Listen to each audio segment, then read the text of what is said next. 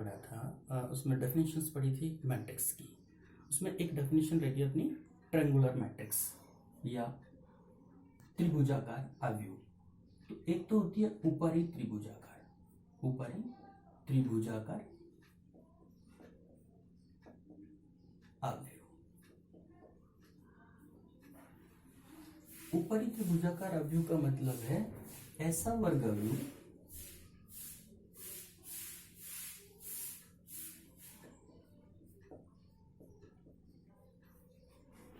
जिसमें विकर्ण अवयव के ऊपर के सभी अवयव अशून्य होते हैं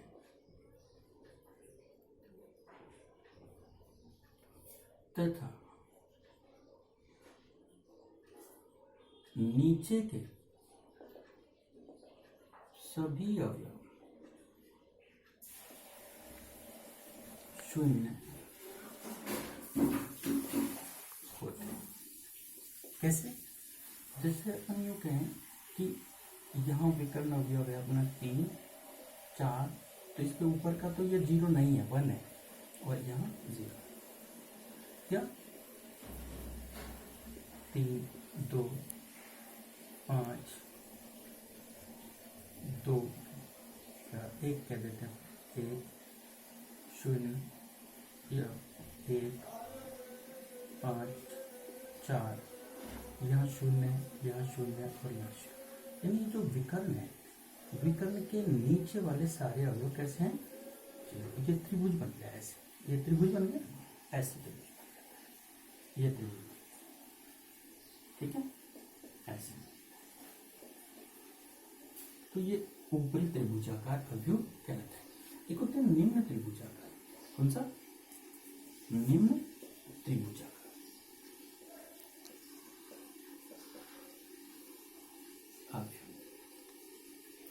इसमें क्या होगा?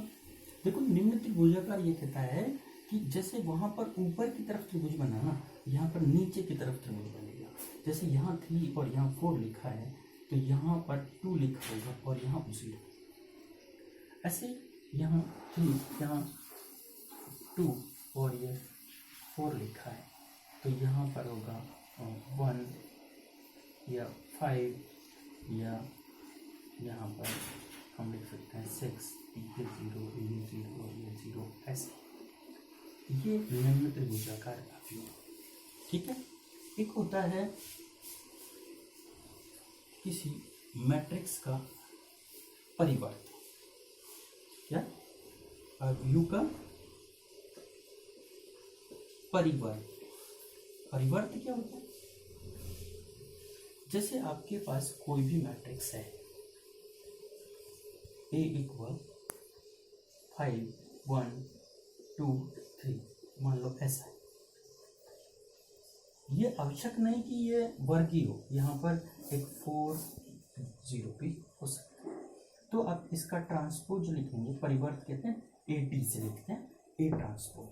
ये होता है 5, 2, यानी पहला जो स्तंभ है उसको पंक्ति में बदल देते हैं, और दूसरा जो स्तंभ है इसे दूसरी पंक्ति में, और तीसरे स्तंभ को तीसरी पंक्ति में बदल कर लिख देते हैं। इसे कहते हैं किसी मैट्रिक्स A का परिवर्त, AT, ठीक है।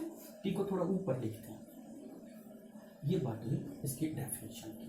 अब हम बात करें नेक्स्ट जो टॉपिक आ रहा है हमारा, उस पर डिस्कस करते हैं, और वो है किसी भी मैट्रिक्स को किस तरह से हम रिप्रेजेंट करेंगे। तो देखो, एक बात यह है, अवयव को प्रदर्शित करना। कैसे प्रदर्शित करेंगे?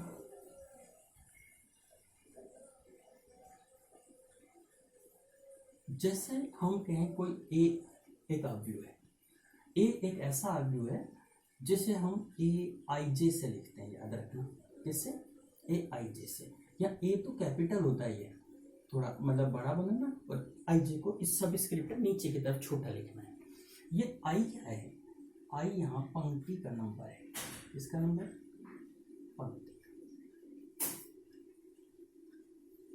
और जे यहाँ पर स्तंभ का नंबर है, इसका स्तंभ की संख्या को व्यक्त करेगा। कैसे करेगा, जैसे हम अभी यहाँ पर बात करें, एक 2/3 का अवयव बनाना है। मान लेते हैं हम जैसे 2/3 का कोटि का अवयव की रचना कैसे करेंगे। देखो 2/3 कोटि का अवयव अपने को बनाना है। हम जानते पंक्ति कितनी है, तो पंक्ति हम जान गए यहाँ पर 2 है, पहले वाले पंक्ति होती है कोटि में, और स्तंभ कितने, स्तंभ है यहाँ 3, ठीक है। तो हम यहाँ पर ए को कैसे लिखेंगे, ए इक्वल ए 1 1 1 1 का मतलब है पहला नंबर किसका, पंक्ति का, और दूसरा नंबर किसका, स्तंभ का।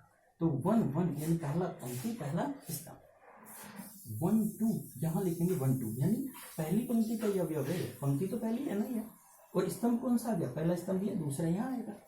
ऐसे A1 3 यहाँ, ठीक है।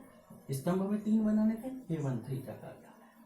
अब दूसरी पंक्ति का अवयव यहाँ आएगा, तो ए दूसरी पंक्ति पहला स्तंभ, फर्स्ट वाला जो नंबर है आई यानी वो पंक्ति को दिखाएगा, दूसरा स्तंभ को, पहली पंक्ति सॉरी दूसरी पंक्ति पहला स्तंभ, ये दूसरी पंक्ति दूसरा स्तंभ, और यहाँ आएगा दूसरी पंक्ति तीसरा स्तंभ।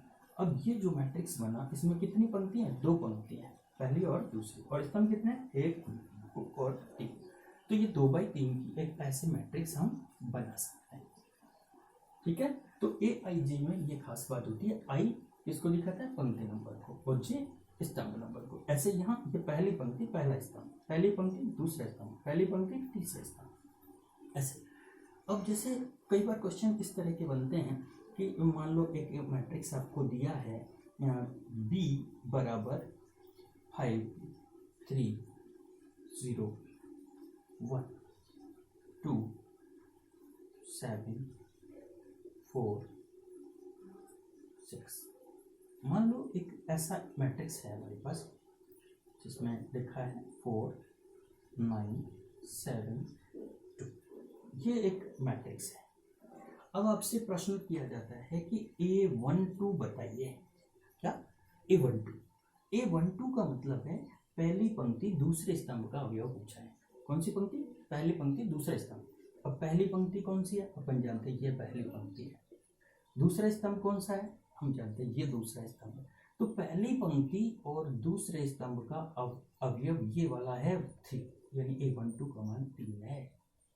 ऐसे कहा जाए जैसे A24 कितना है, A24 यानी दूसरी पंक्ति तीसरा चौथा स्तंभ, पंक्ति नंबर 2 कौन सी होगी, ये वाली, स्तंभ कौन सा, चौथा।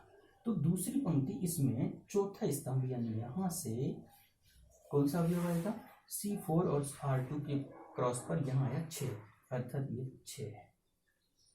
ऐसे पूछा जाए जैसे A32 कौन सा है, 32 यानी तीसरी पंक्ति दूसरा स्तंभ, तीसरी पंक्ति ये है, तीसरा स्तंभ ये रहा, सॉरी दूसरा स्तंभ ये रहा, 9 है, तो हम यहाँ पर कह सकते हैं ये बनेगा 9।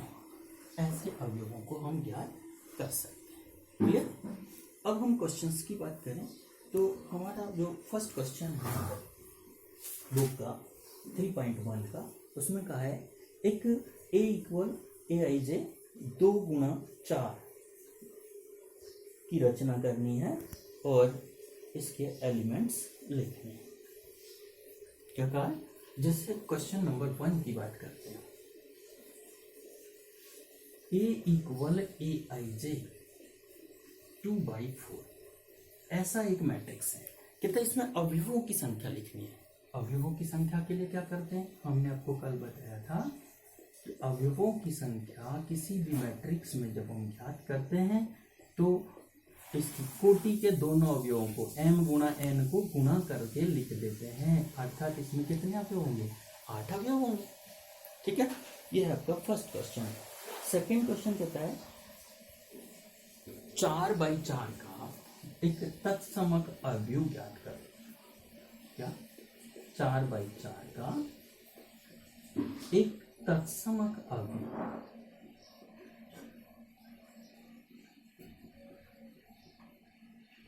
ए बराबर क्या लिखोगे? सोचो। देखो हम ये जानते हैं 4/4 का अवयव लिखना है, मतलब 4 पंक्तियां 4 स्तंभ है। तत्समक में हम जानते हैं विकर्ण अवयव तो 1 होता है, बाकी सारे 0 होते हैं। तो सबसे पहले यहाँ 1 आएगा और ये 4/4 के लिए 4 स्तंभ बना दिया। अब दूसरा अवयव भी यहाँ तो शून्य रहेगा ना, लेकिन विकर्ण पे 1 बनाने के लिए यहाँ मुझे 1 लिखना पड़ेगा और ये सारे फिर से शून्य होंगे। अच्छा, तीसरी पंक्ति भी होगी क्योंकि 4 पंक्तियां हैं, तो यहाँ 0 आएगा, लेकिन अब की बार यहाँ 1 आ जाएगा और ये 0, ये विकर्ण बनता जा रहा है। और ऐसे चौथी पंक्ति में 0 0 0 और यहाँ पर 1, यानी विकर्ण सारे 1 हो गए, से सारे शून्य हो गए। 4 पंक्ति और 4 स्तंभ बना दो, तो इसे कहेंगे 4/4 का तत्समक अवयव। ठीक है। नेक्स्ट क्वेश्चन थर्ड जो होता है, थर्ड क्वेश्चन में हमें क्या दिया है? देखिए थर्ड में ये कहता है एक अवयव लिखा है इसने जो है k+4, यहाँ पर लिखा k+4, फिर लिखा है 3 स्तंभ में -1, यहाँ पर दूसरा स्तंभ और k-6 दूसरा स्तंभ का दूसरा अवयव, और साथ ही लिखा है बराबर में यहाँ पर a1 नहीं -1 है और 3 -4, ये 3 और ये -4। कितना a का मान बताओ और k का मान बताओ। तो देखो अपन एक बात कह सकते हैं, कल हमने पढ़ा था कौन सा अवयव? समान अवयव। तो समान अवयव जो होते हैं उनमें क्या खास बात होती है? संगत अवयव बराबर होते हैं। तो ये -1 तो किसके बराबर होना चाहिए? ये वाला -1 के बराबर होना चाहिए। इसी तरह से ये k-6, इस k-6 का मान किसके बराबर होना चाहिए? k-6 का मान -4 के बराबर होना चाहिए। यानी हमने तुलना कर दी इसकी, तो यहाँ से k का मान आ जाएगा हमारे पास -4 और +6, यानी प्लस का 2 आंसर आ जाएगा किसका? k का मान। अच्छा, ये तो k आया, फिर हमने a निकालना है ना, a तो यहाँ से आएगा, a किसके बराबर होना चाहिए? k+4 के। तो हम कहेंगे a बराबर k+4। अच्छा, अगर k+4 के बराबर है तो k का मान तो 2 है, तो 2 + 4 अर्थात इसका मान आ जाएगा 6। ये a का और k का दोनों का मान हमने ज्ञात कर लिया। क्लियर? अब देखिए नेक्स्ट टॉपिक हमारा जो आता है ये है क्वेश्चन नंबर 4। तो क्वेश्चन 4 में क्या आएगा सोचिए। वो कहता है 6 अवयव का, 6 अवयव है, 6 अवयवों का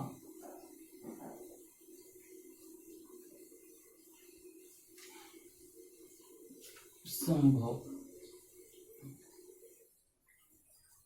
अवयव की कोटि बता। देखो 6 अवयवों के अवयव की 6 अवयवों के अवयव की संभव कोटि। अच्छा, क्या क्या कोटि संभव है?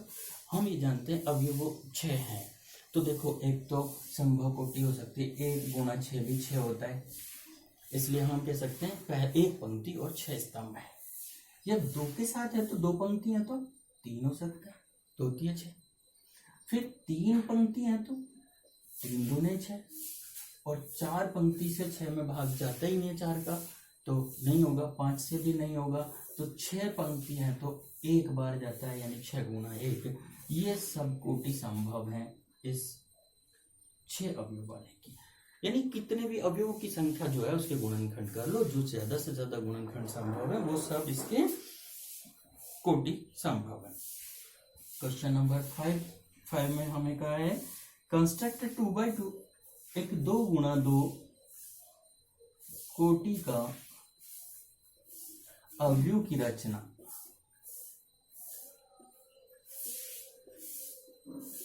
करो। ठीक है, जिसमें हमें कहा है ए आई जे दिया हुआ है।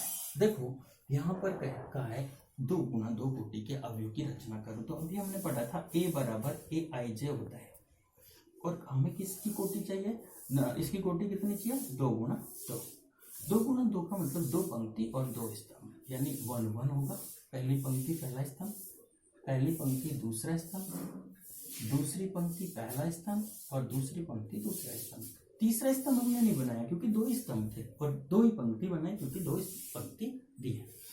अब इसमें एक दिक्कत ये है हमारी कि इसका फर्स्ट पार्ट है कि हमें ए आई जे का एक फॉर्मूला दे रखा है। देखो हर क्वेश्चन में ए आई जे अलग अलग देगा, तो हमें यहाँ पर ए आई जे का फॉर्मूला दिया है 2i माइनस जे बटे 3i प्लस जे, ये क्वेश्चन में हमें दिया है। अब अगर मैं इन सब का मान ज्ञात करूं इससे, तो क्या क्या करना है, एक तो a11 चाहिए। 11 का मतलब i और j दोनों का मान 1 1 लिखेंगे, तो i की जगह 1 लिखता हूं मैं। 2 गुना 1 माइनस j का मान भी 1, और 3 गुना 1 प्लस j का मान भी 1, यह जाएगा 2 माइनस 1, 3 प्लस 1, 1 बटे 4। ऐसे ही अपन यहाँ पर देखते हैं a12। 12 का मतलब है i का मान 1 लिखेंगे और j का 2, तो 2 गुना 1 माइनस 2, 3 गुना 1 प्लस 2, तो क्या जाएगा 2 माइनस 2 बटे 3 प्लस 2, यानी 0 बटे 5, तो 0 हो जाएगा। अब हम बात करते हैं a21 की। 21 ये चाहिए ना, 21 कितना आएगा, इसमें i की जगह तो हम लिखेंगे 2 गुना i की जगह कितना 2, माइनस j की जगह है हमारे पास 1, तो 1 लिखेंगे, और 3 को 3 लिख दिया। यहाँ से i की जगह फिर से 2 लिख देता हूँ मैं, प्लस को प्लस लिख दिया, और j की जगह है हमारे पास 1, तो यह आएगा 4 माइनस 1 बटे 6 प्लस 1, यानी 3 बटे 7। इसी तरह से यहाँ 2 का मतलब i और j दोनों का मान मैं 2 2 लिखूंगा इसमें, तो यहाँ भी लिखूंगा 2 गुना i का मान 2 माइनस 2, 3 गुना i का मान 2 प्लस 2, j का मान भी 2, तो क्या देगा 4 माइनस 2 बटे 6 प्लस 2, 2 बटे 8, 1 बटे 4। अब यहाँ से हम एक काम करें, क्या हम इस सब को लिख देते हैं यहाँ पर a में। a अपना मैट्रिक्स था ना, a11 का मान हमारे पास आया 1 बटे 4, यहाँ लिख दिया 1 बटे 4, और a21 नीचे लिखा है तो 21 का मान 3 बटे 7, यहाँ पर लिखेंगे 3 बटे 7, और 12 का मान 0 है, 12 यहाँ पर आएगा, और 22 का मान हमारे पास 1 बटे 4 है, तो यहाँ पर लिखेंगे 1 बटे 4। ये हमने इस मैट्रिक्स को कंस्ट्रक्ट कर दिया। क्लियर। अब हम बात करते हैं इसके सेकंड पार्ट की। तो देखो